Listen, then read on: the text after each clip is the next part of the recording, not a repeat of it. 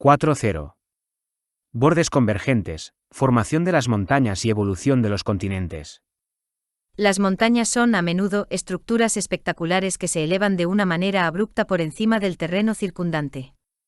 Algunas aparecen como masas aisladas. El cono volcánico Kilimanjaro, por ejemplo, se yergue casi a 6.000 metros por encima del nivel del mar, y contempla desde lo alto las extensas praderas de África Oriental. Otros picos forman parte de extensos cinturones montañosos, como la Cordillera Americana, que transcurre casi sin interrupción desde la Patagonia, Sudamérica, hasta Alaska, abarcando las montañas rocosas y los Andes. Cadenas como el Himalaya muestran picos jóvenes extremadamente altos que siguen ascendiendo todavía, mientras que otras, entre ellas los Apalaches del este de Estados Unidos, son mucho más antiguas y han sido erosionadas muy por debajo de sus altitudes originales. Muchos de los principales cinturones montañosos muestran signos de enormes fuerzas horizontales que han plegado, fallado y generalmente deformado grandes secciones de la corteza terrestre. Aunque los estratos plegados y fallados contribuyen al aspecto majestuoso de las montañas, gran parte del mérito de su belleza debe atribuirse a la meteorización, los procesos gravitacionales y a la acción de la erosión producida por las corrientes de agua y por el hielo glaciar, que esculpen esas masas levantadas en un esfuerzo interminable por rebajadas hasta el nivel del mar. En este capítulo examinaremos primero la naturaleza de las montañas y los mecanismos que las generan. Luego consideraremos la relación entre la formación de las montañas y la formación y la estructura de la corteza continental. 4.1. Formación de las montañas. Se han formado montañas durante el pasado geológico reciente en varios lugares del mundo. Los cinturones jóvenes montañosos abarcan la Cordillera Americana, que transcurre a lo largo del margen oriental del continente americano desde el Cabo de Hornos hasta Alaska e incluye los Andes y las montañas rocosas, la cadena alpina Himalaya, que se extiende desde el Mediterráneo hasta el norte de India e Indochina, atravesando Irán, y los terrenos montañosos del Pacífico Oriental, que comprenden arcos de islas volcánicas como Japón, Filipinas y Sumatra. La mayoría de esos jóvenes cinturones montañosos se formó en los últimos 100 millones de años. Algunos, entre ellos el Himalaya, empezaron su crecimiento hace tan solo 45 millones de años. Además de estos cinturones montañosos jóvenes, existen también en nuestro planeta varias cadenas montañosas formadas durante el Paleozoico y el Precámbrico. Aunque esas estructuras más antiguas están profundamente erosionadas y son topográficamente menos prominentes, poseen claramente los mismos rasgos estructurales encontrados en las montañas más jóvenes. Los Apalaches al este de los Estados Unidos y los Urales en Rusia son ejemplos clásicos de este grupo de cinturones montañosos más antiguos. Durante las últimas décadas, los geólogos han aprendido mucho de los procesos tectónicos que generan montañas. El término asignado a los procesos que producen colectivamente un cinturón montañoso es el de orogénesis.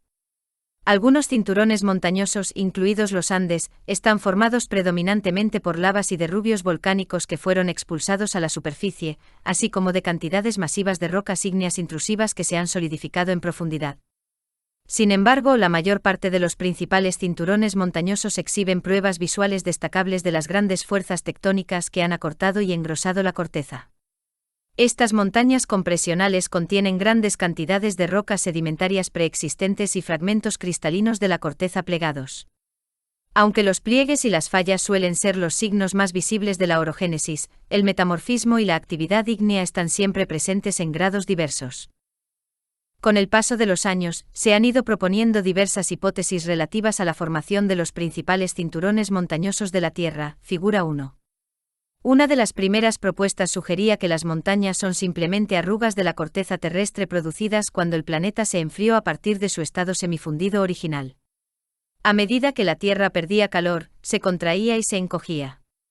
En respuesta a este proceso, la corteza se deformó de una manera parecida a cómo se encoge la piel de una naranja cuando la fruta se va secando. Sin embargo, ni esta ni ninguna de las primeras hipótesis pudo resistir un escrutinio cuidadoso. Con el desarrollo de la teoría de la tectónica de placas, ha surgido un modelo para la orogénesis con un excelente poder explicativo. De acuerdo con este modelo, la mayor parte de la formación de las montañas se produce en los bordes de placa convergentes. En estos puntos, las placas que colisionan proporcionan los esfuerzos compresionales horizontales necesarios para plegar, formar fallas y producir metamorfismo en las gruesas acumulaciones de sedimentos que se depositan a lo largo de los márgenes continentales. Estos procesos de engrosamiento y acortamiento elevan rocas que pueden haberse formado cerca del nivel del mar hasta grandes alturas. Para desvelar los acontecimientos que producen las montañas, los investigadores examinan las estructuras montañosas antiguas, así como los lugares donde hay orogénesis activa en la actualidad. De particular interés son las zonas de subducción activas, donde las placas litosféricas están convergiendo. Aquí la subducción de la litosfera oceánica genera los terremotos más fuertes y las erupciones volcánicas más explosivas de la Tierra, a la vez que representa un papel fundamental en la generación de muchos de los cinturones montañosos de la Tierra. 4.2. Convergencia y subducción de placas. Como se dijo en el capítulo sobre bordes divergentes, el ascenso de rocas del manto parcialmente fundidas a lo largo de los bordes divergentes de placas se traduce en la formación de nueva litosfera oceánica. Por el contrario, las zonas de subducción situadas a lo largo de los bordes convergentes son los puntos de destrucción de las placas, lugares donde las capas de litosfera oceánica se doblan y se sumergen de nuevo en el manto. A medida que la litosfera oceánica se hunde lentamente, las temperaturas y las presiones más elevadas alteran de manera gradual estas capas rígidas hasta que se asimilan por completo en el manto. 4.2.1. Principales estructuras de las zonas de subducción. Las zonas de subducción pueden dividirse aproximadamente en las 4 regiones siguientes. 1. Una fosa oceánica profunda, que se forma donde una placa de litosfera oceánica en subducción se dobla y desciende hacia la astenosfera. 2. Un arco volcánico que se forma sobre la placa suprayacente. 3. Una región situada entre la fosa y el arco volcánico, región de antearco. Y 4. Una región situada en el lado del arco volcánico opuesto a la fosa, región de trasarco. Aunque todas las zonas de subducción tienen estas estructuras, existe una gran cantidad de variaciones, tanto a todo lo largo de una sola zona de subducción como entre zonas de subducción diferentes. Figura 2. Las zonas de subducción también pueden situarse en una de las dos categorías siguientes, aquellas en las que la litosfera oceánica subduce por debajo de otra capa oceánica, y aquellas en las que la litosfera oceánica desciende por debajo de un bloque continental. Una excepción es la zona de subducción de las Aleutianas, en la que la parte oeste es una zona de subducción océano-océano, mientras que la subducción a lo largo de la sección oriental tiene lugar bajo la masa continental de Alaska. Arcos volcánicos. Quizá la estructura más evidente generada por subducción son los arcos volcánicos, que se forman sobre la placa suprayacente. Donde convergen dos placas oceánicas, una subduce debajo de la otra y se inicia la fusión parcial de la cuña del manto situada encima de la placa que subduce. Eso acaba conduciendo al crecimiento de un arco de islas volcánicas, o simplemente arco-isla, sobre el fondo oceánico. Son ejemplos de arcos insulares activos los de las Marianas, las Nuevas Hébridas, las Tonga y las Aleutianas, figura 3. En los lugares donde la litosfera oceánica subduce por debajo de un bloque continental, surge un arco volcánico continental. Aquí el arco volcánico se forma sobre la topografía más elevada de las rocas continentales más antiguas y forma picos volcánicos que pueden alcanzar los 6.000 metros por encima del nivel del mar. Fosas oceánicas profundas. Otra gran estructura asociada con la subducción son las fosas oceánicas profundas. La profundidad de la fosa parece estar estrechamente relacionada con la edad y, por tanto, la temperatura de la placa oceánica en subducción. En el Pacífico Occidental, donde la litosfera oceánica es fría, las capas oceánicas relativamente densas descienden hacia el manto y producen fosas profundas. Un ejemplo conocido es la fosa de las Marianas, en la que la zona más profunda se encuentra más de 11.000 metros por debajo del nivel del mar. Por el contrario, a la zona de subducción de Cascadia le falta una fosa bien definida. Aquí, la placa caliente y flotante de Juan de Fuca subduce con un ángulo muy pequeño debajo del suroeste de Canadá y el noroeste de los Estados Unidos. La zona de subducción de Perú-Chile, por otro lado, tiene profundidades de su fosa entre estos extremos. Gran parte de esta fosa es de 2 a 3 kilómetros menos profunda que las del Pacífico Occidental, cuya profundidad media oscila entre los 7 y los 8 kilómetros. Una excepción se halla en la parte central de Chile, donde el borde de la placa tiene una pendiente muy suave, lo cual hace que la fosa sea prácticamente inexistente.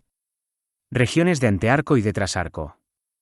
Situadas entre los arcos volcánicos en desarrollo y las fosas oceánicas profundas se encuentran las regiones de antearco, figura 2, en las que el material piroclástico procedente del arco volcánico y los sedimentos erosionados de la masa continental adyacente se acumulan.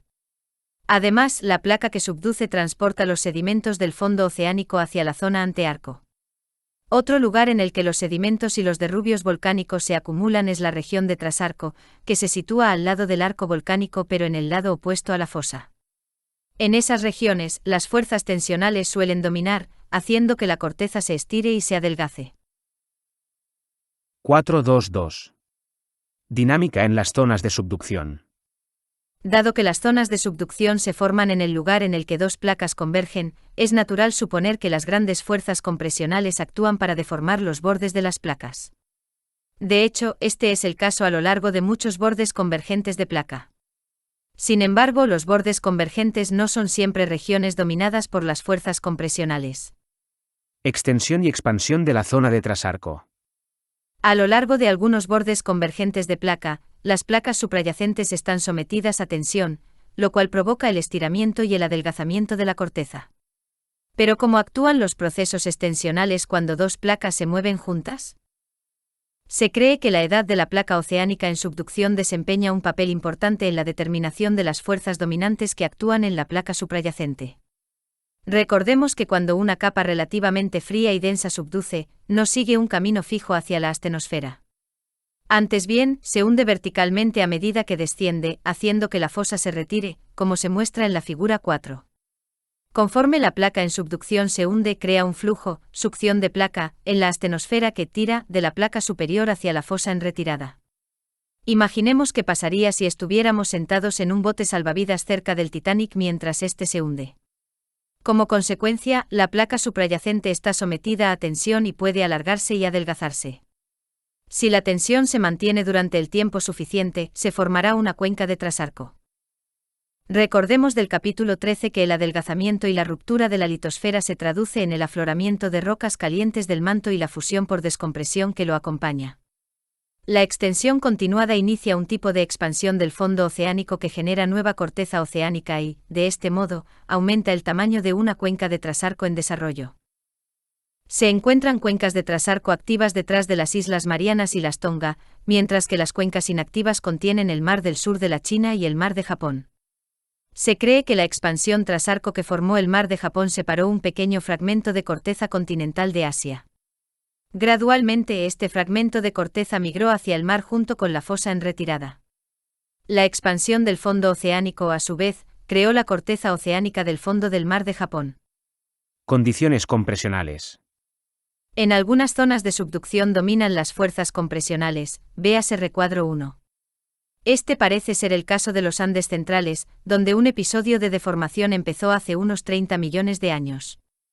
Durante este intervalo de tiempo, el borde occidental de América del Sur ha estado cabalgando activamente la placa de Nazca, en subducción, a una velocidad aproximada de 3 centímetros anuales.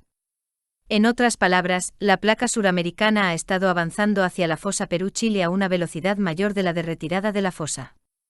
Por tanto, en el caso de los Andes, la capa de litosfera oceánica descendiente sirve como un muro que resiste el movimiento en dirección oeste de la placa suramericana.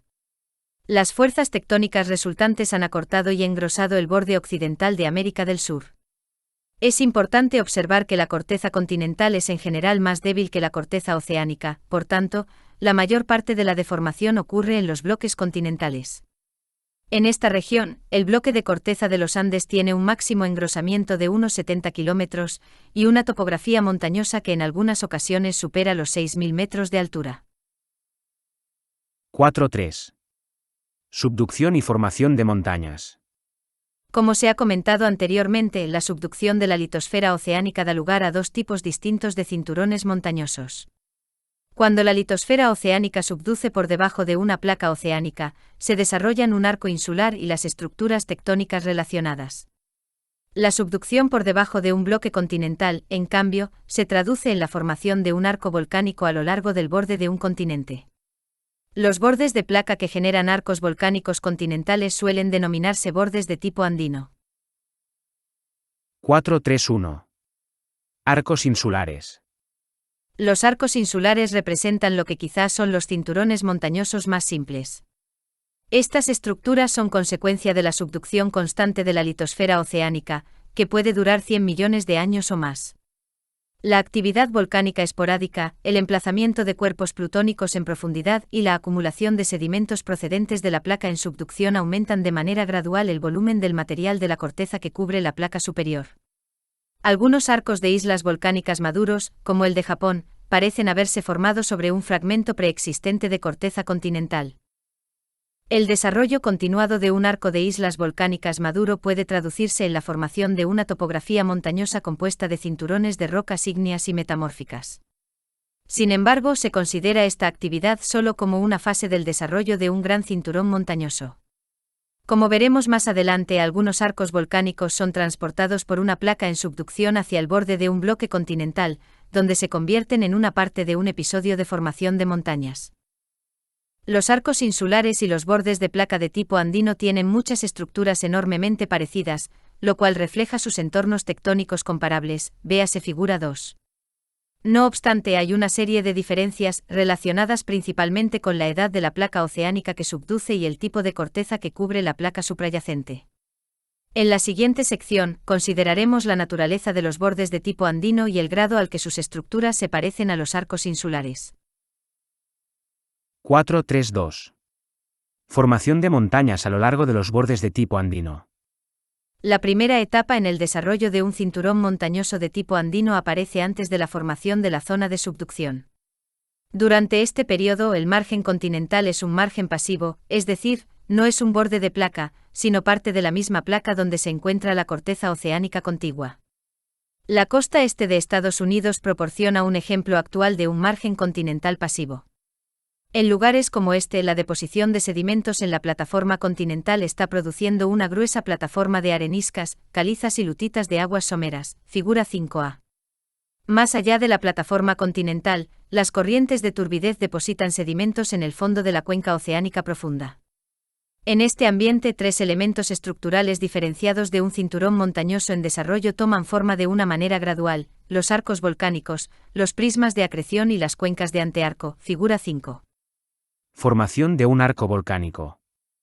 Recordemos que a medida que la litosfera oceánica desciende hacia el manto, el aumento de las temperaturas y las presiones provoca la salida de los volátiles, principalmente agua, de las rocas de la corteza. Estos fluidos móviles migran hacia la pieza en forma de prisma del manto situado entre la placa en subducción y la placa superior.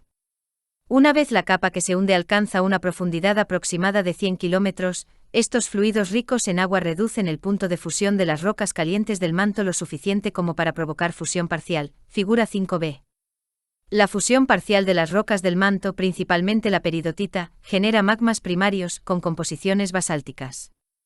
Puesto que son menos densos que las rocas a partir de las cuales se han originado, estos magmas basálticos recién formados ascenderán. Al alcanzar la base de la corteza continental, que está formada por rocas de baja densidad, en general estos magmas basálticos se reúnen y se acumulan. Sin embargo, el volcanismo reciente en los arcos actuales, la erupción del Etna, por ejemplo, indica que una parte del magma debe de alcanzar la superficie. Para continuar el ascenso, los cuerpos magmáticos deben tener menor densidad que las rocas de la corteza. En las zonas de subducción, eso suele conseguirse mediante la diferenciación magmática, en la que los minerales pesados ricos en hierro cristalizan y se sedimentan, dejando el fundido restante enriquecido en sílice y otros componentes ligeros. Por tanto, a través de la diferenciación magmática, un magma basáltico comparativamente denso puede generar fundidos de baja densidad con una composición andesítica, intermedia, o incluso riolítica, félsica. El volcanismo a lo largo de los arcos continentales está dominado por la erupción de lavas y materiales piroclásticos de composición andesítica, mientras por otro lado pueden generarse cantidades menores de rocas basálticas y riolíticas. Dado que el agua procedente de la placa en subducción es necesaria para la fusión, estos magmas derivados del manto están enriquecidos en agua y otros volátiles, el componente gaseoso del magma. Estos magmas cargados de gas son los que producen las erupciones explosivas características de los arcos volcánicos continentales y los arcos insulares maduros. Emplazamiento de los plutones.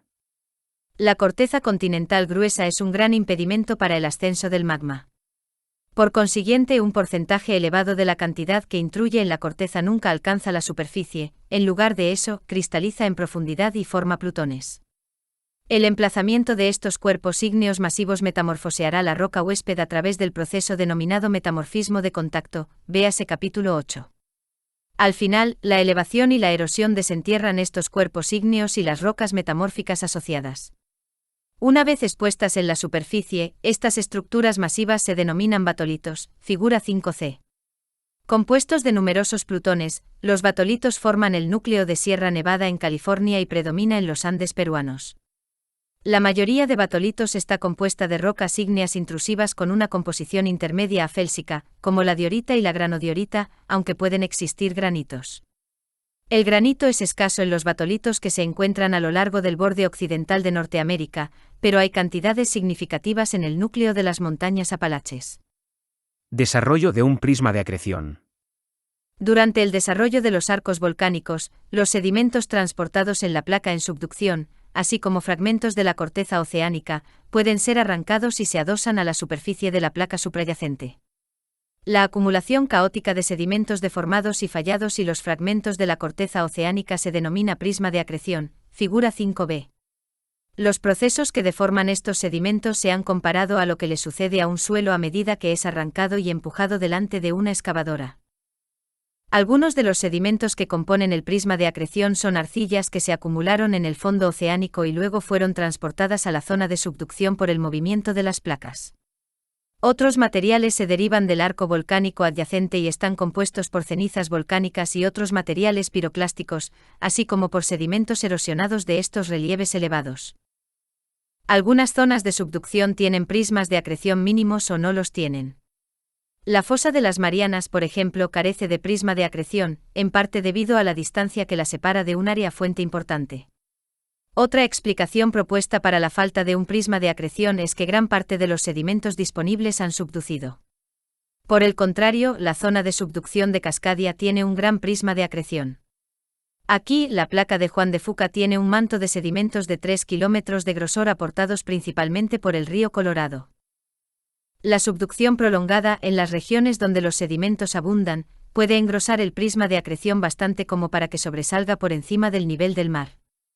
Eso ha sucedido a lo largo del extremo meridional de la fosa de Puerto Rico, donde la cuenca del río Orinoco de Venezuela es una gran área fuente. El prisma resultante emerge en la isla de Barbados. No todos los sedimentos disponibles se convierten en una parte del prisma de acreción, antes bien, algunos subducen a grandes profundidades. Conforme estos sedimentos descienden, la presión aumenta de una manera constante, pero las temperaturas en el interior de los sedimentos se mantienen relativamente bajas, porque están en contacto con la placa fría que se hunde. Esta actividad genera una serie de minerales metamórficos de alta presión y baja temperatura. Debido a su baja densidad, algunos de los sedimentos subducidos y los componentes metamórficos asociados pueden ascender hacia la superficie. Este reflujo tiende a mezclar y revolver los sedimentos del interior del prisma de acreción. Por tanto, un prisma de acreción evoluciona y se convierte en una estructura compleja formada por rocas sedimentarias falladas y plegadas y fragmentos de corteza oceánica, intermezclados con las rocas metamórficas formadas durante el proceso de subducción. La estructura única de los prismas de acreción ha ayudado enormemente a los geólogos en su intento de reconstruir los acontecimientos que han generado nuestros continentes actuales. Cuencas de antearco. A medida que el prisma de acreción crece en dirección ascendente, tiende a actuar como barrera al movimiento de los sedimentos desde el arco volcánico hacia la fosa. Como consecuencia, los sedimentos empiezan a acumularse entre el prisma de acreción y el arco volcánico. Esta región, compuesta de capas de sedimentos relativamente no deformadas y rocas sedimentarias, se denomina cuenca de antearco, figura 5b. El descenso y la sedimentación continuada en las cuencas de antearco pueden generar una secuencia de estratos sedimentarios horizontales de varios kilómetros de grosor. 433. Sierra Nevada y las sierras litorales. Durante el período Jurásico, cuando el Atlántico Norte empezó a abrirse, se formó una zona de subducción a lo largo del borde occidental de la placa norteamericana. Las pruebas de este episodio de subducción se encuentran en un cinturón casi continuo de plutones ígneos que incluyen el batolito Baja de México, los batolitos de Sierra Nevada y Idaho situados en el oeste de los Estados Unidos y el batolito litoral de Canadá. Una parte de lo que formó este borde convergente de placa constituye ahora un excelente ejemplo de un cinturón orogénico inactivo de tipo andino. que incluye Sierra Nevada y las sierras costeras de California, figura 6. Estos cinturones montañosos paralelos se produjeron por la subducción de una parte de la cuenca del Pacífico, placa de Farallón, debajo del borde occidental de California. El batolito de Sierra Nevada es un resto del arco volcánico continental que fue generado por numerosas oleadas de magma a lo largo de 10 millones de años. Las sierras costeras representan un prisma de acreción que se formó cuando los sedimentos arrancados de la placa en subducción y erosinados desde el arco volcánico continental se plegaron y fallaron de una manera intensa. Algunas porciones de las sierras costeras están compuestas de una mezcla caótica de rocas sedimentarias y metamórficas y fragmentos de corteza oceánica denominada Formación Franciscan. La subducción, que empezó hace unos 30 millones de años, cesó de manera gradual a lo largo de gran parte del borde de Norteamérica a medida que el centro de expansión que produjo la placa de Farallón entraba en la fosa de California, véase figura 1 y 20. Tanto el centro de expansión como la zona de subducción se destruyeron posteriormente.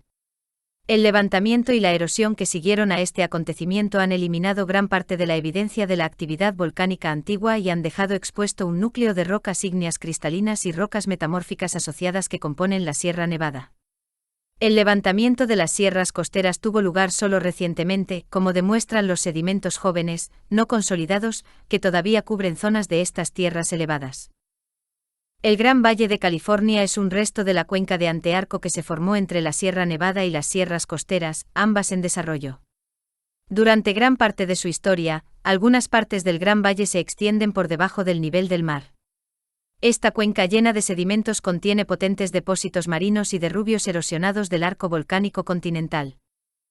A partir de este ejemplo podemos ver que los cinturones montañosos de tipo andino están compuestos de dos zonas de deformación casi paralelas. Un arco volcánico continental, que se forma a lo largo de los bordes continentales, está compuesto de volcanes y grandes cuerpos ígneos intrusivos y rocas metamórficas asociadas. En el lado del mar del arco volcánico continental, donde las placas en subducción descienden por debajo del continente, se genera un prisma de acreción. Esta estructura está formada principalmente por sedimentos y derrubios volcánicos que se han plegado, se han fallado y en algunos lugares se han metamorfizado, figura 5. Entre estas zonas deformadas se extiende una cuenca de antearco, compuesta principalmente de estratos marinos horizontales. En resumen, el crecimiento de cinturones montañosos en las zonas de subducción es una respuesta al engrosamiento de la corteza provocado por la adición de rocas ígneas derivadas del manto.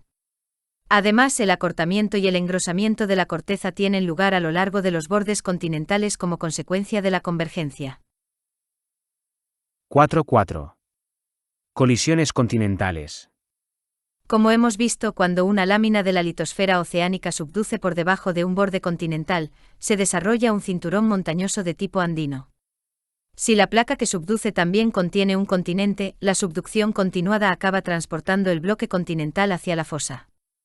Aunque la litosfera oceánica es relativamente densa y subduce con facilidad, la corteza continental contiene cantidades importantes de materiales de baja densidad y es demasiado flotante como para experimentar una subducción apreciable.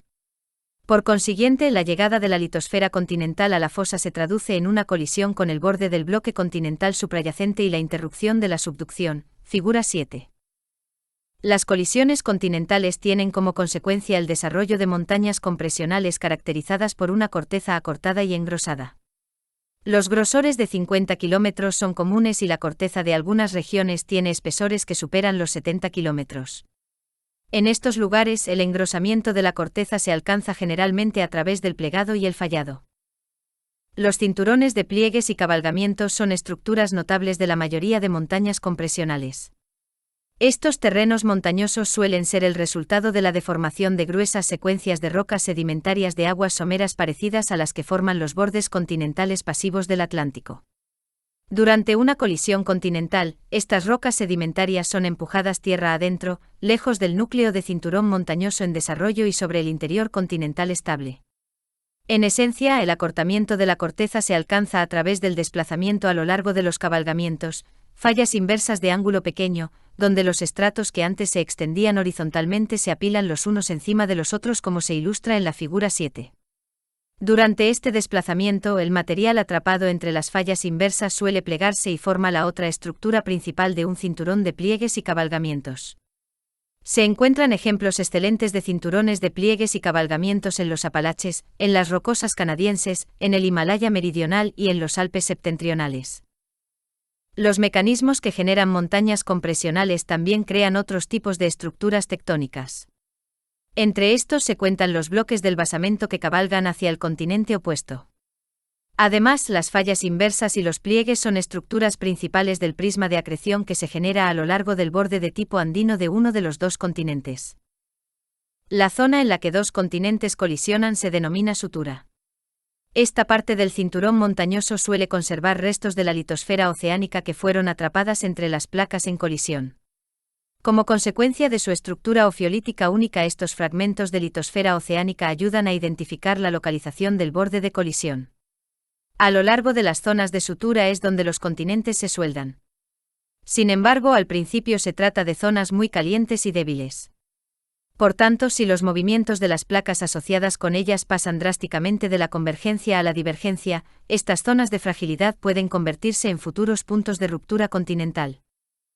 Observaremos más detenidamente dos ejemplos de cordilleras colisionales, el Himalaya y los Apalaches.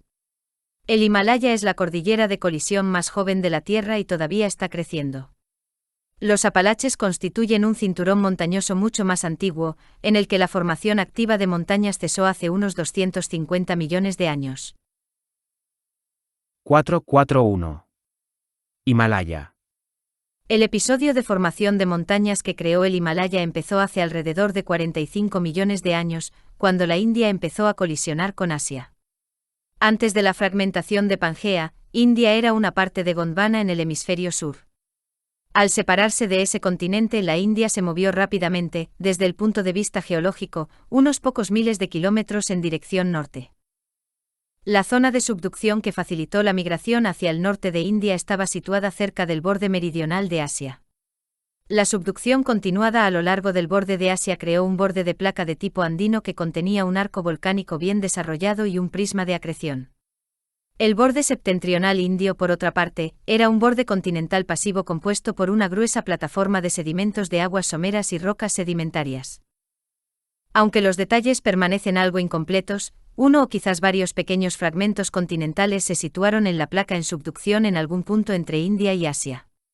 Durante el cierre de la cuenca oceánica intermedia, un fragmento relativamente pequeño de la corteza, que ahora constituye el sur del Tíbet, alcanzó la fosa.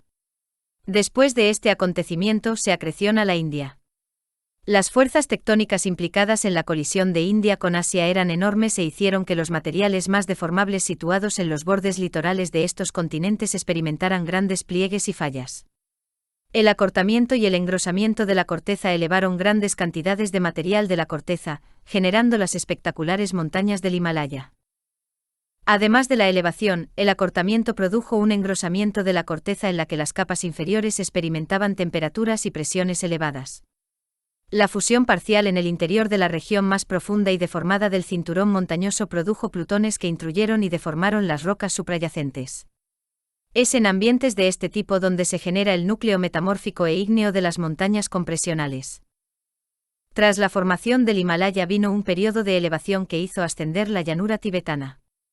Las pruebas procedentes de los estudios sísmicos sugieren que una parte del subcontinente indio fue empujada por debajo del Tíbet, posiblemente a lo largo de una distancia de 400 kilómetros. Si fue así, el grosor añadido de la corteza explicaría el paisaje elevado del Tíbet meridional, que tiene una elevación media más alta que el monte Whitney, el punto más elevado de los Estados Unidos. Otros investigadores no están de acuerdo con este escenario. Por el contrario, sugieren que las grandes fallas inversas y los pliegues en el interior de la corteza superior, así como la deformación dúctil uniforme de la corteza inferior y el manto litosférico subyacente, produjeron el gran grosor de la corteza que explica la elevación extrema de esta llanura. Es necesaria más investigación para resolver esta cuestión. La velocidad de la colisión con Asia disminuyó, pero no frenó la migración hacia el norte de India, que desde entonces ha penetrado al menos 2.000 kilómetros en la masa continental asiática. El acortamiento de la corteza explica una parte de este movimiento. Se cree que gran parte de la penetración restante en Asia se ha traducido en el desplazamiento lateral de grandes bloques de la corteza asiática mediante un mecanismo denominado escape continental. Como se muestra en la figura 8, cuando India colisionó con Asia, algunas partes de Asia fueron estrujadas hacia el este fuera de la zona de colisión. En la actualidad estos bloques desplazados de la corteza constituyen gran parte de Indochina y secciones del continente chino. ¿Por qué el interior de Asia se deformó hasta tal grado mientras India propiamente ha permanecido en esencia inalterada? La respuesta reside en la naturaleza de estos bloques de corteza diferentes. Gran parte de India es un escudo compuesto principalmente de rocas cristalinas precámbricas, véase figura 1. Esta lámina gruesa y fría de material de la corteza ha permanecido intacta durante más de 2.000 millones de años. Por el contrario, el sureste asiático se formó más recientemente a partir de fragmentos más pequeños de la corteza, durante e incluso después de la formación de Pangea. Por consiguiente, es todavía relativamente caliente y débil, de los periodos recientes de formación de montañas. La deformación de Asia se ha recreado en el laboratorio con un bloque rígido que representa India, y que es empujado hacia el interior de una masa de arcilla deformable de moldeado, como se muestra en la figura 8. India continúa siendo empujada hacia Asia a una velocidad estimada de unos pocos centímetros cada año. Sin embargo, los numerosos terremotos registrados en la costa meridional de India indican que se puede estar formando una nueva zona de subducción. Si se formara, proporcionaría un lugar de subducción para el fondo del Océano Índico, que se genera de manera continuada en un centro de expansión situado al suroeste. Si eso ocurriera, el viaje de India hacia el norte en relación con Asia, se interrumpiría y cesaría el crecimiento del Himalaya. 4.4.2. Apalaches. Los Apalaches proporcionan una gran belleza paisajística al este de Norteamérica desde Alabama a Terranova. Además, en las islas británicas, Escandinavia, Europa Occidental y Groenlandia se encuentran montañas que se formaron a la vez que los Apalaches, véase figura 2.5. La orogenia que generó este extenso sistema montañoso duró unos pocos centenares de millones de años y fue uno de los estadios de la reunión del supercontinente de Pangea. Los estudios detallados de los Apalaches centrales y meridionales indican que la formación de este cinturón montañoso fue más compleja de lo que se había creído. En lugar de formarse durante una única colisión continental, los Apalaches son fruto de 3 episodios diferenciados de formación de montañas. Este escenario excesivamente simplificado empieza hace alrededor de hace 750 millones de años con la fragmentación del supercontinente anterior a Pangea, Rodinia, que separó Norteamérica de Europa y África. Este episodio de ruptura continental y expansión del fondo oceánico generó el Atlántico Norte ancestral. Situado en el interior de esta cuenca oceánica en desarrollo había un fragmento de corteza continental que se había separado de Norteamérica, figura 9a. Luego, hace unos 600 millones de años, el movimiento de las placas cambió de una manera drástica y el Atlántico Norte ancestral empezó a cerrarse. Probablemente se formaron 2 nuevas zonas de subducción. Una de ellas se encontraba en el lado de mar de la costa africana y produjo un arco volcánico parecido a los que en la actualidad rodean el Pacífico Occidental. La otra se desarrolló sobre el fragmento continental situado delante de la costa de Norteamérica, como se muestra en la figura 9. Hace entre 450 y 500 millones de años, el mar marginal situado entre este fragmento de la corteza y Norteamérica empezó a cerrarse. La colisión subsiguiente deformó la plataforma continental y suturó el fragmento de corteza a la placa norteamericana. Los restos metamorfizados del fragmento continental se reconocen en la actualidad como las rocas cristalinas de las regiones de Blue Ridge y el Piedmont occidental de los Apalaches, figura 9b. Además del metamorfismo regional generalizado, la actividad ígnea produjo numerosos cuerpos plutónicos a todo lo largo del borde continental, en especial en Nueva Inglaterra. Un segundo episodio de formación de montañas tuvo lugar hace unos 400 millones de años. En el sur de los Apalaches, el cierre continuado del Atlántico Norte ancestral se tradujo en la colisión del arco volcánico en desarrollo con Norteamérica, figura 9c. Las pruebas de este acontecimiento son visibles en el cinturón pizarroso de Carolina del Piedmont Oriental, que contiene rocas sedimentarias y volcánicas metamorfizadas características de un arco insular. La orogenia final tuvo lugar en algún momento hace 250 a 300 millones de años, cuando África colisionó con Norteamérica. En algunos puntos el desplazamiento tierra adentro total de las provincias Blue Ridge y Piedmont puede haber superado los 250 kilómetros. Este acontecimiento desplazó y deformó los sedimentos y las rocas sedimentarias de la plataforma que antes habían flanqueado el borde oriental de Norteamérica, figura 9d. En la actualidad esas areniscas, arcillas y lutitas plegadas y falladas constituyen las rocas de la provincia de Valiant Ridge que en gran parte no ha experimentado metamorfismo. Se encuentran afloramientos de las estructuras plegadas y falladas características de las montañas compresionales en lugares tan interiores como el centro de Pensilvania y el oeste de Virginia, figura 10. Desde el punto de vista geológico, poco después de la formación de los Apalaches, el supercontinente recién formado de Pangea empezó a romperse en fragmentos más pequeños. Dado que esta zona de ruptura tuvo lugar al este de la sutura que se formó entre África y Norteamérica, un resto de África permanece soldado a la placa norteamericana, figura 9e. Otras cordilleras montañosas que exhiben pruebas de colisiones continentales son, entre otras, los Alpes y los Urales.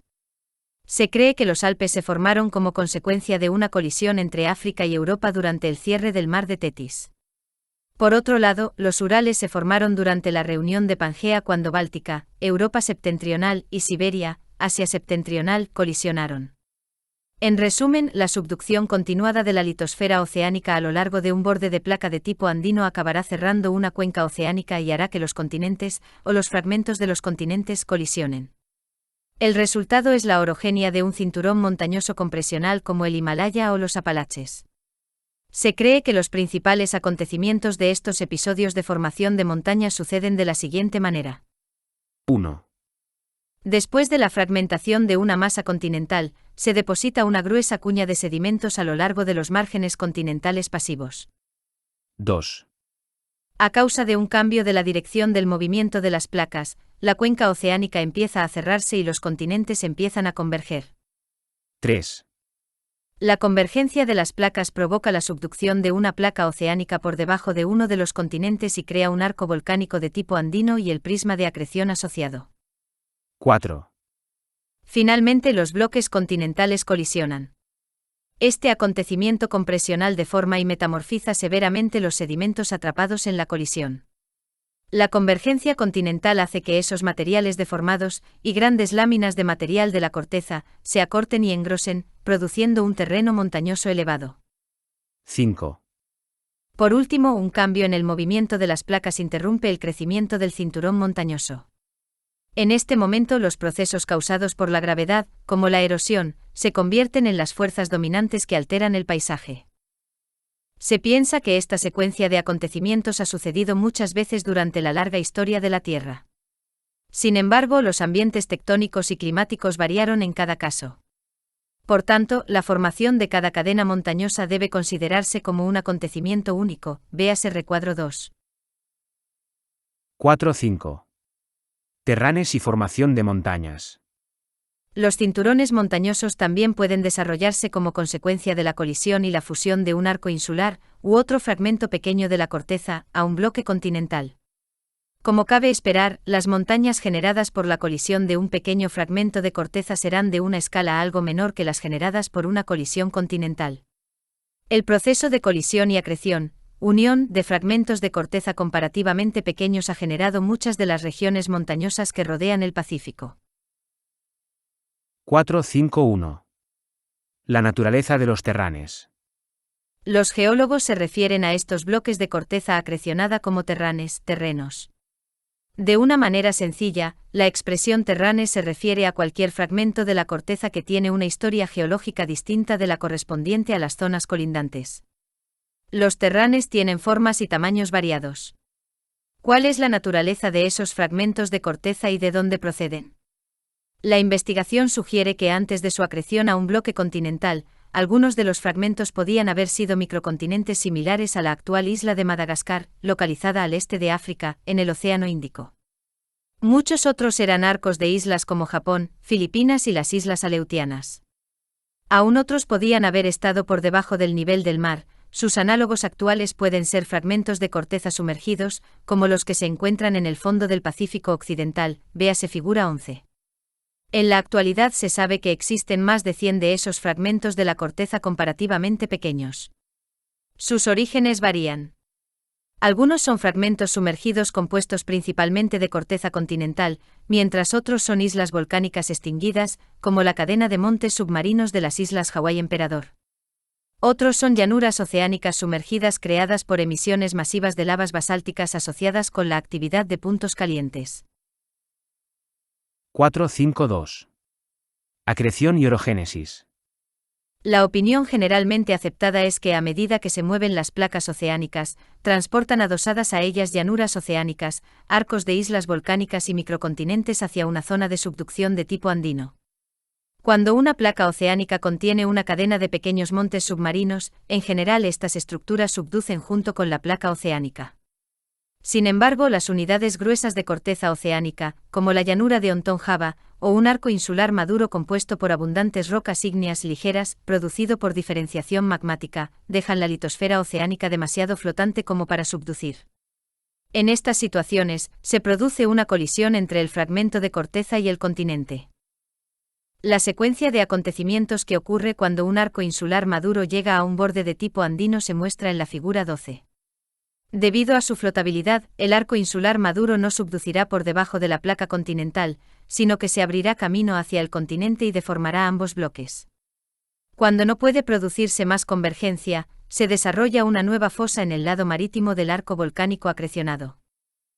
La subducción a lo largo del borde convergente recién formado puede transportar otro fragmento de la corteza hacia el borde continental. Cuando este fragmento colisiona con el borde continental, desplaza el arco insular acrecionado más hacia el interior, añadiéndose a la zona de deformación, aumentando la extensión lateral del borde continental. La idea de que la orogénesis se produce en asociación con la acreción de fragmentos de la corteza a una masa continental surgió principalmente a raíz de estudios llevados a cabo en la parte septentrional de la cordillera norteamericana, figura 13. Aquí se determinó que algunas áreas montañosas, principalmente las correspondientes a los cinturones orogénicos de Alaska y Columbia Británica, contienen evidencias fósiles y paleomagnéticas que indican que esos estratos estuvieron en alguna ocasión cerca del ecuador. Se supone ahora que muchos otros terranes encontrados en la cordillera norteamericana estuvieron en alguna ocasión dispersos por todo el Pacífico Oriental, de una manera muy parecida a la distribución que encontramos en la actualidad para los arcos de islas y las llanuras oceánicas distribuidos en la actualidad por el Pacífico Occidental, figura 11. Desde antes de la fragmentación de Pangea, la porción oriental de la cuenca pacífica, placa de Farallón, ha estado subduciendo por debajo del borde occidental de Norteamérica. Aparentemente esta actividad tuvo como consecuencia la adición gradual de fragmentos de corteza a lo largo de todo el margen del Pacífico del continente, desde la península de Baja California hasta el norte de Alaska, figura 13. De una manera similar, muchos microcontinentes modernos acabarán acrecionándose a márgenes continentales activos, produciendo nuevos cinturones orogénicos. 4.6. Montañas de bloque de falla. La mayoría de cinturones montañosos, incluidos los Alpes, el Himalaya y los Apalaches, se forma en ambientes compresionales, como demuestra el predominio de grandes fallas inversas y estratos plegados. Sin embargo, otros procesos tectónicos, como la fragmentación continental, también pueden producir el ascenso y la formación de montañas. Las montañas que se forman en estos lugares, denominadas montañas de bloque de falla, están relacionadas con fallas normales de gran ángulo que disminuyen de buzamiento de manera gradual con la profundidad. La mayor parte de las montañas de bloque de falla se forman en respuesta a un gran levantamiento, que provoca el alargamiento y el fallado. Una situación de este tipo está ejemplificada por los bloques de falla que se elevan por encima de los valles de Rift del este de África. Las montañas de los Estados Unidos en las que el fallado y el levantamiento gradual han contribuido a su altura elevada son, entre otras, la Sierra Nevada de California y las Gran Tetón de Wyoming. Ambas están falladas a lo largo de sus flancos orientales, los cuales fueron levantados como bloques inclinados hacia el oeste. Mirando al oeste desde el Valle Owens, California, y Jackson Hole, Wyoming, los frentes orientales de estas cordilleras, Sierra Nevada y las Tetón, respectivamente, se elevan más de 2 kilómetros, lo cual las convierte en los frentes montañosos más imponentes de Estados Unidos. 4.6.1. Provincia Basin and Range. Una de las regiones más extensas de la Tierra con montañas de bloque de falla es la provincia Basin and Range.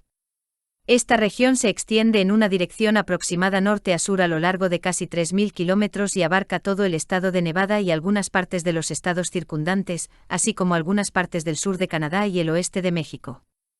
Aquí la corteza superior frágil se ha roto literalmente en cientos de bloques de falla. La inclinación de estas estructuras falladas, semigraben, dio lugar a varias cordilleras montañosas casi paralelas, con una longitud media de unos 80 kilómetros que se elevan por encima de las cuencas adyacentes llenas de sedimentos. La extensión en la provincia Basen and Range empezó hace alrededor de 20 millones de años y parece haber estirado la corteza hasta 2 veces su anchura original. En la figura 14c se muestra un esbozo aproximado de los bordes de los estados occidentales antes y después de este periodo de extensión. El alto flujo térmico en la región, 3 veces superior a la media, y los distintos episodios de volcanismo proporcionan pruebas firmes de que el ascenso del manto provocó el abombamiento de la corteza, que a su vez contribuyó a la extensión de la región. También se ha sugerido que el cambio de la naturaleza del borde de la placa a lo largo del borde occidental de California, que empezó hace unos 30 millones de años, ha contribuido a la formación de Basen and Range, figura 14a. Recordemos que en esa época, el centro de expansión que había generado la placa de Farallón se consumía en una zona de subducción situada delante de la costa de California. Como consecuencia, la corteza elevada de Basen and Range, aguantada por debajo por un manto caliente y flotante, empezó a deslizarse gravitacionalmente desde su posición elevada, figura 14b. 4.7. Movimientos verticales de la corteza. Además de los grandes desplazamientos de la corteza causados principalmente por la tectónica de placas, se observan movimientos verticales graduales de la corteza continental en muchos lugares de todo el mundo. Aunque gran parte de este movimiento vertical ocurre a lo largo de los bordes de las placas y está asociada con la formación activa de las montañas, una parte de este no lo está. Pruebas del levantamiento de la corteza se encuentran a lo largo de la costa occidental de Estados Unidos. Cuando la altura de una zona costera permanece sin cambios durante un largo periodo, se desarrolla una plataforma erosionada por las olas. En zonas de California, las antiguas plataformas erosionadas por las olas pueden encontrarse ahora en forma de terrazas, centenares de metros por encima del nivel del mar. Este tipo de pruebas del levantamiento de la corteza son fáciles de encontrar. Por desgracia, las razones del levantamiento no son siempre tan fáciles de determinar. 4.7.1. Isostasia. Los primeros investigadores descubrieron que la corteza terrestre menos densa flota en la parte superior de las rocas más densas y deformables del manto. El concepto de una corteza flotante en equilibrio gravitacional, como propuso Airy, se denomina isostasia. Quizá la forma más fácil de captar el concepto de isostasia sea imaginar flotando en el agua una serie de bloques de madera de diferentes alturas, como se muestra en la figura 15. Obsérvese que los bloques de madera más gruesos sobresalen más del agua que los bloques más finos. De una manera similar, los cinturones montañosos se yerguen más por encima del terreno circundante a causa del engrosamiento de la corteza.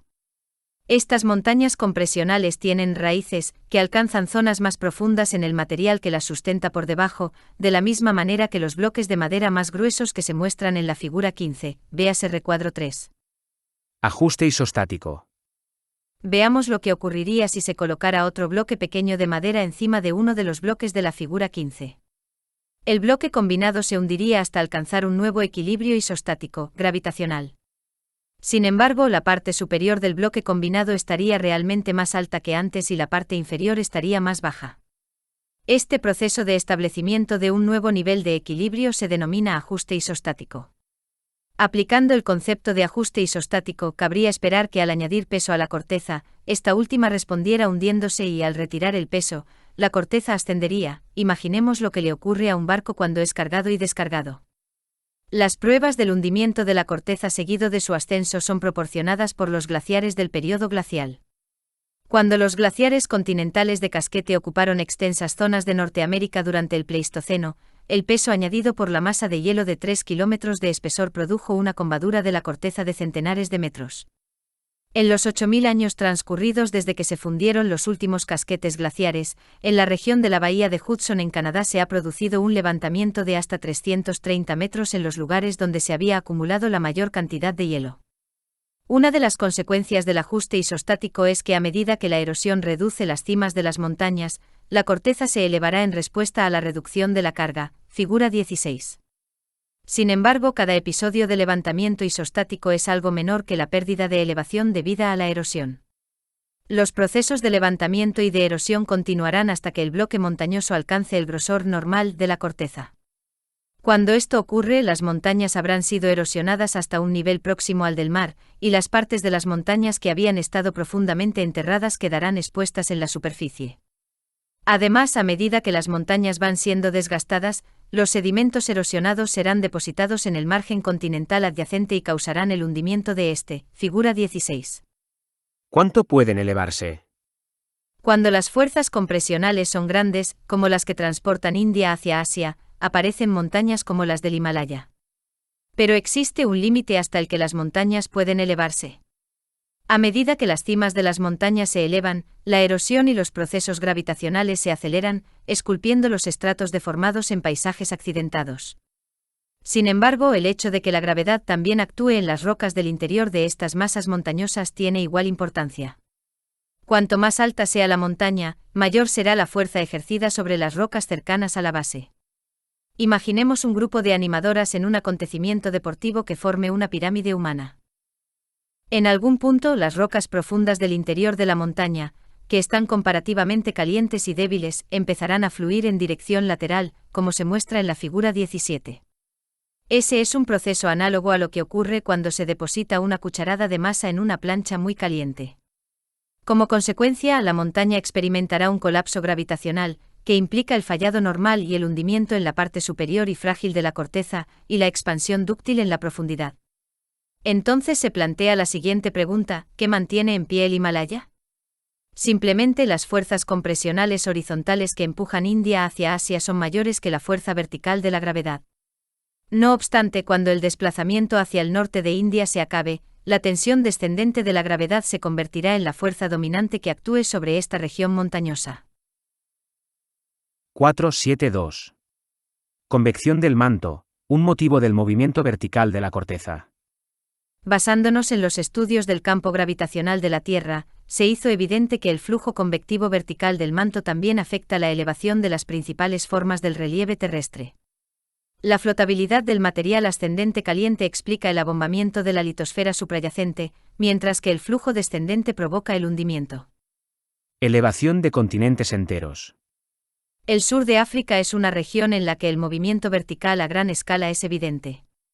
Gran parte de la región es una llanura con una elevación media de casi 1.500 metros. En los estudios geológicos se ha demostrado que el sur de África y el fondo oceánico circundante han estado ascendiendo lentamente durante los últimos 100 millones de años, aunque no ha experimentado ninguna colisión de placas durante casi 400 millones de años. Las pruebas de la tomografía sísmica indican que una gran masa en forma de hongo de rocas calientes del manto se centra debajo del extremo meridional de África. Esta superpluma asciende a lo largo de unos 2.900 kilómetros desde el límite manto-núcleo y se extiende a lo largo de varios miles de kilómetros.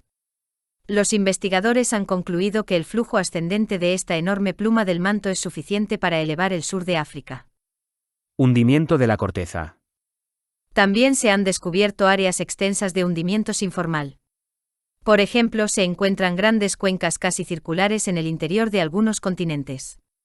En los estudios se indica que muchos episodios importantes de hundimiento de la corteza no son provocados por el peso de los sedimentos acumulados. Antes bien, se demuestra que la formación de cuencas fomentaba la acumulación de grandes cantidades de sedimentos. En Estados Unidos existen varias estructuras de este tipo, incluidas las grandes cuencas de Michigan e Illinois. Se conocen episodios parecidos de hundimiento a gran escala en otros continentes, incluida Australia. La causa de estos movimientos descendentes seguidos por el ascenso puede estar relacionada con la subducción de capas de la litosfera oceánica. Una propuesta sugiere que cuando la subducción se interrumpe a lo largo de un borde continental, la capa en subducción se separa de la litosfera que arrastra y prosigue su descenso hacia el manto. Cuando esta capa litosférica separada se hunde, crea una corriente descendente en su estela que arrastra la base del continente suprayacente. En algunas situaciones, la corteza es aparentemente arrastrada hacia abajo bastante como para permitir que el océano se extienda tierra adentro. A medida que la capa oceánica se hunde más en el manto, la tensión de la estela que arrastra se debilita y el continente flota de nuevo en equilibrio isostático. 4.8. Origen y evolución de los continentes. Al principio de este capítulo aprendimos que la teoría de la tectónica de placas proporciona un modelo a partir del cual poder examinar la formación de los principales cinturones montañosos de la Tierra. Pero ¿qué papel ha desempeñado la tectónica de placas en los acontecimientos que indujeron el origen y la evolución de los continentes? 481. Los primeros continentes de la Tierra. La Tierra tiene alrededor de 4.500 millones de años, según los datos radiométricos obtenidos de los meteoritos, restos de los derrubios a partir de los cuales se formó el sistema solar. Sin embargo, las rocas más antiguas conocidas de la Tierra, descubiertas en la provincia de Slave al noroeste de Canadá, son considerablemente más jóvenes, de unos 4.000 millones de años. Unos pocos pequeños cristales del mineral zircón, encontrados en Australia, proporcionan datos radiométricos de alrededor de 4.200 millones de años. La falta de rocas más antiguas que estas indica que la superficie terrestre se fundió durante los primeros 500 millones de años de su historia, o que las rocas de la corteza que se formaron se reciclaron de nuevo en el manto. La mayoría de investigadores coinciden en que una vez la Tierra se enfrió lo suficiente, se desarrolló una capa de corteza en la superficie que actuaba como una manta, reduciendo la velocidad de la pérdida de calor procedente del interior. En este entorno, la capa superficial fría y el manto caliente, es muy probable que algún tipo de mecanismo parecido a la tectónica de placas empezara a actuar. No obstante, durante el comienzo de la historia terrestre, el calor liberado por la desintegración de los elementos radiactivos habría sido 2 o 3 veces mayor que en la actualidad, haciendo que la convección del manto durante este periodo fuera muy vigorosa. Como consecuencia, si un tipo de tectónica de placas estaba en activo durante los primeros tiempos de la historia terrestre, este actuó a una velocidad mucho mayor. En cualquier acontecimiento basado en fragmentos aislados de material de la corteza que se han descubierto en los escudos de todos los continentes actuales, algunos procesos generaron material cortical demasiado flotante como para subducir. Los restos de estos primeros bloques de cortezas continentales son bastante pequeños, y proporcionan datos radiométricos de entre 3.800 y 3.500 millones de años. Algunos de los primeros investigadores suponían que, dado que solo se conservan pequeñas cantidades de este primer material de la corteza, se generaban cantidades relativamente pequeñas de este. En la actualidad sabemos que esta suposición es poco realista. Es igualmente posible que extensos continentes existieran en los primeros tiempos de la historia terrestre, pero que desde entonces este material se haya reciclado de nuevo en el manto. 482. ¿Cómo crecen los continentes? Una vez se forma la corteza continental, pueden crecer tanto su grosor como su extensión lateral. En la actualidad, la mayor parte del crecimiento continental ocurre a lo largo de los bordes convergentes de placa. Aquí los magmas derivados del manto generan arcos volcánicos, así como plutones ígneos asociados que aumentan el grosor de la corteza continental. Además, las colisiones continentales exprimen los sedimentos erosionados de las masas continentales y los pegan a los bordes continentales. El principal proceso por el que la corteza continental se destruye y regresa al manto es la subducción de los sedimentos, aunque se conocen otros mecanismos que reciclan la corteza continental. Puesto que el material continental deriva del manto y vuelve también al manto, la medida en la que estos procesos opuestos se equilibran determina la velocidad del crecimiento continental.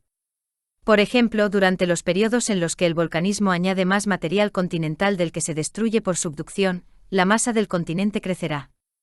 La mayoría de investigadores coinciden en que el volumen de la corteza continental se ha incrementado, al menos hasta cierto grado, ya que la corteza inicial se desarrolló hace más de 4.000 millones de años. Sin embargo, hay un debate considerable en torno a la velocidad a la que la corteza continental ha evolucionado desde su primera aparición en el planeta. Existieron continentes parecidos a los actuales en masa y área durante los primeros tiempos de la historia terrestre, solo para ser reciclados mediante el proceso de la tectónica de placas. ¿O evolucionó gradualmente la corteza continental durante los últimos 4.000 millones de años con un aumento constante del volumen y el área? Evolución temprana de los continentes. En un extremo se halla la propuesta que sugiere que quizá hasta un 85% de toda la corteza continental se formó al principio de la historia de la Tierra, posiblemente durante los primeros 1.000 millones de años. Durante este periodo, la diferenciación química se tradujo en la migración ascendente de los silicatos menos densos del manto que produjo una espuma de rocas de tipo continental. Al mismo tiempo, los silicatos más densos, los enriquecidos en hierro y magnesio, permanecieron en el manto. Poco después de este periodo de diferenciación química, un mecanismo que podía parecerse a la tectónica de placas reactuó y recicló la corteza continental. A través de dicha actividad, se deformó la corteza continental, fue sometida a metamorfismo e incluso se volvió a fundir.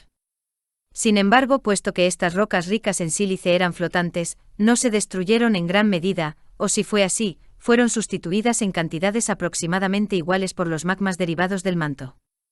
Por tanto, la esencia de esta hipótesis es que el volumen total de corteza continental no ha cambiado de manera apreciable desde su origen, solo la distribución y la forma de las masas de tierra han sido modificadas por la actividad tectónica. Evolución gradual de los continentes. Un punto de vista opuesto sostiene que los continentes han ido aumentando de tamaño gradualmente a lo largo del tiempo geológico por la adición de material derivado del manto superior. Un argumento principal a favor de esta hipótesis es que la corteza primitiva era de tipo oceánico y los continentes eran pequeños o posiblemente inexistentes.